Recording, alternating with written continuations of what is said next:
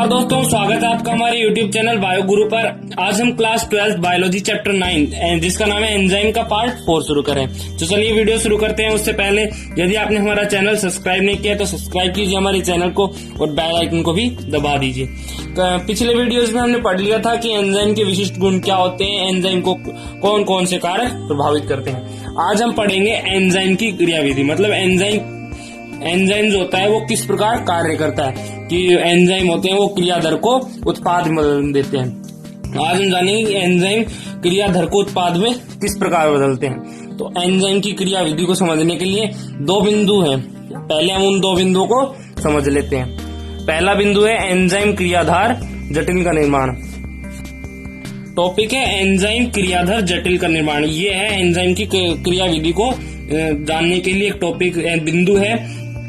पहले हम जान लेते हैं एंजाइम क्रियाधार जटिल किसे कहते हैं। एंजाइम हमने पिछले लेक्चर्स में पढ़ लिया था, जो एक एंजाइम होता है किसी विशेष अभिक्रिया को ही उत्प्रेरित करता है। जैसे कोई एंजाइम हो गया, एंजाइम जो होता है वो क्रियाधर से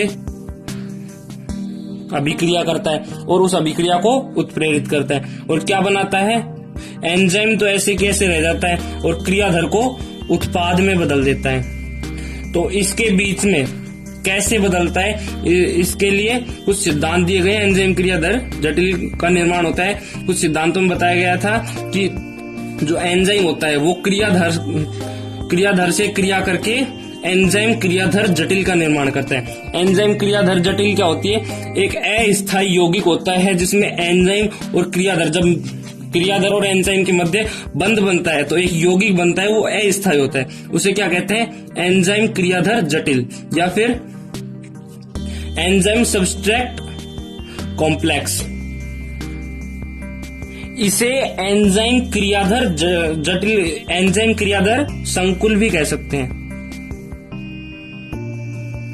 संकुल भी कह सकते हैं। यह जो संकुल होता है एंजाइम क्रियाधर संकुल, इसे ESC भी कहते हैं, एंजाइम सब्सट्रेट कॉम्प्लेक्स। ये जो संकुल होता है ये अस्थायी होता है, मतलब कुछ समय के लिए होता है। मतलब जब एंजाइम और क्रियाधर अभिक्रिया करते हैं तो उनके बीच में ESC बनता है, एंजाइम क्रियाधर संकुल बनता है। और एंजाइम क्रियाधर संकुल बनने के बाद जब अभिक्रिया होती है तो एंजाइम अलग हो जाता है और क्रियाधर को विघटित करके उत्पादों में बदल देता है।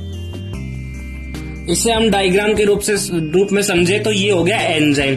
इस पर एंजाइम पर सक्रिय स्थल पाए जाते हैं जहां अभिकारक क्रिया करते हैं, तो ये हो गया एंजाइम, ये क्रियाधार हो गया।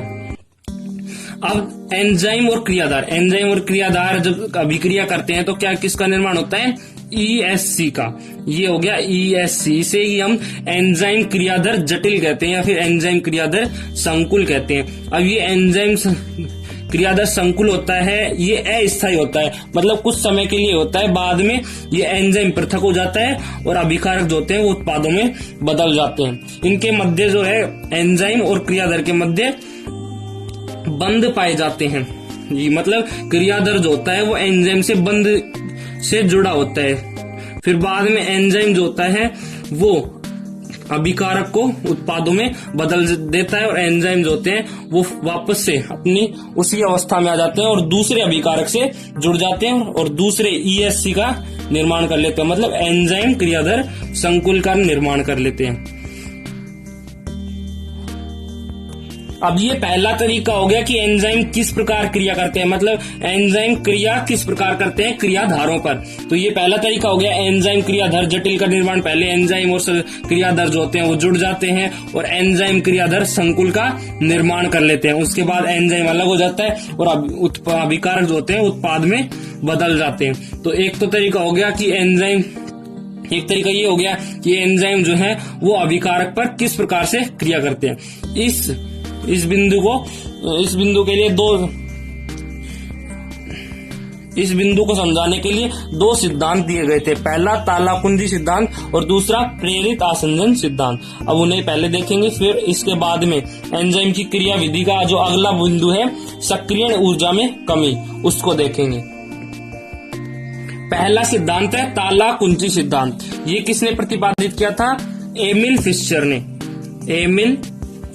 फिश्चर ने प्रतिपादित किया था 19 1884 में फिस्चर ने बताया था कि जैसे कोई विशेष ताले को कोई विशेष चाबी खोल सकती है, दूसरी चाबी उस ताले को नहीं खोल सकती। उसी प्रकार जो एक क्रियाधर होता है उसमें उसको कौन उत्प्रेरित करता है? एक विशेष उस अभिकारक के लिए जो उत्पाद विशेष एंजाइम जो बना होता है वही उस अभिकारक को उत्प्रेरित करता है, ना कि दूसरा एंजाइम जो है वो उस अभिकारक को उत्प्रेरित कर सकता है। जैसे एक ताला है, उस ताले को उसमें कीवर्ड्स होते हैं, उस कीवर्ड्स को उसकी विशेष चाबी ही खोल सकती है। दूसरी चाबी अगर लगाएं तो उस ताले को नहीं खोल सकती, क्योंकि उन दोनों के कीवर्ड्स जो होते हैं वो मैच नहीं होते हैं। इसलिए एक विशेष ताले को एक विशेष चाबी खोल सकती है। इसी प्रकार फिस्चर ने बताया था कि इसी प्रकार एक अभिकारक को उसके लिए एक विशेष एंजाइम पाया जाता है, वही उस अभिकारक को उत्प्रेरित कर सकता है, ना कि दूसरा एंजाइम।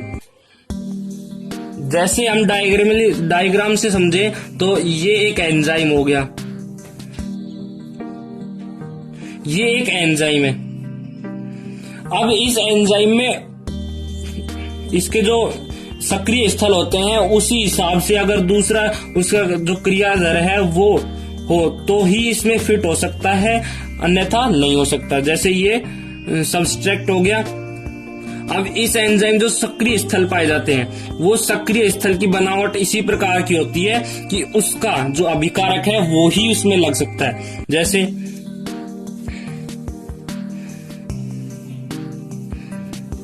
ये एंजाइम हो गया, इसमें ये सब्ट्रैक्ट फिट हो गया, तो इसे हम क्या कहते हैं? ESC, एंजाइम क्रियाधर समूह कहते हैं। अभी हमने पढ़ा था संकुल कहते हैं। ये जो होता है वो अस्थायी होता है, ये जल्दी विघटित हो जाता है और एंजाइम जो होता है वो अलग पृथक हो जाता है और उत्पाद जो है वो बन जाते हैं।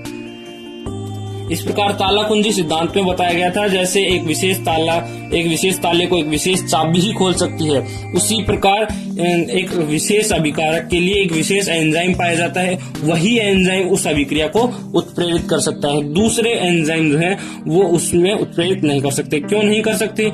क्योंकि इन एंजाइम में सक्रिय स्थल की बनावट विशेष प्रकार की होती है जो उस सब्ट्रैक्ट की बनावट से मैच कर जाती है और एंजाइम क्रियाधर संकुल का निर्माण हो जाता है और बाद में एंजाइम अलग हो जाता है और अभिकारक जो होते हैं वो उत्पाद में परिवर्तित हो जाते हैं। तो ताला कुंजी सिद्धांत किसने दिया था? फिस्चर ने दिया था, ये हम जान चुके हैं। अगला है प्रेरित आसंजन सिद्धांत। यह सिद्धांत भी जो ESC के निर्माण को समझाता है। ESC क्या था? एंजाइम क्रियाधर संकुल को समझाता है कि एंजाइम क्रियाधर संकुल का निर्माण किस प्रकार होता है। प्रेरित आसंजन सिद्धांत जो है वो कोसलैंड द्वारा प्रतिपादित किया था, कोसलैंड द्वारा 1966 में कोसलैंड द्वारा प्रेरित आसंजन सिद्धांत प्रतिपादित किया था। यह सिद्धांत किसके लिए था? ESC के निर्माण को समझाने के लिए कि एंजाइम क्रियाधर संकुल का निर्माण किस प्रकार होता है। एक तो अभी हमने पढ़ा ताला कुंजी सिद्धांत, अब अगला है एंजाइम प्रेरित आसंजन सिद्धांत।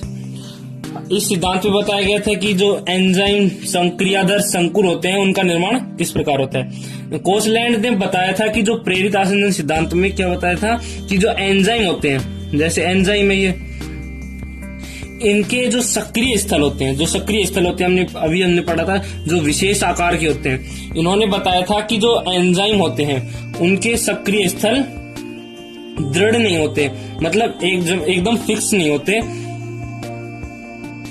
वो फ्लेक्सिबल या परिवर्तनशील होते हैं। जैसे कोई एंजाइम इस प्रकार का हो गया तो इसमें सब्ट्रैक्ट इस प्रकार का है, सबस्ट्रैक्ट इस प्रकार का है, तो ये सबस्ट्रैक्ट जो है वो एंजाइम में फिट नहीं होगा। इन्होंने बताया था कि जो एंजाइम होते हैं उनके जो सक्रिय स्थल होते हैं वो दृढ़ नहीं होते बल्कि परिवर्तनशील या फ्लेक्सिबल होते हैं, तो ये अपना आकार जो है वो परिवर्तित कर लेते हैं किसकी तरह? सबस्ट्रैक्ट की तरह। लेकिन ये कुछ मात्रा में बिल्कुल सूक्ष्म ही अपना आकार परिवर्तित करते हैं, ना कि बिल्कुल परिवर्तित कर ले। जैसे इस प्रकार का सबस्ट्रैक्ट आ गया तो ये नहीं है कि ये इस सबस्ट्रैक्ट के हिसाब से भी अपना आकार परिवर्तित कर। सबस्ट्रैक्ट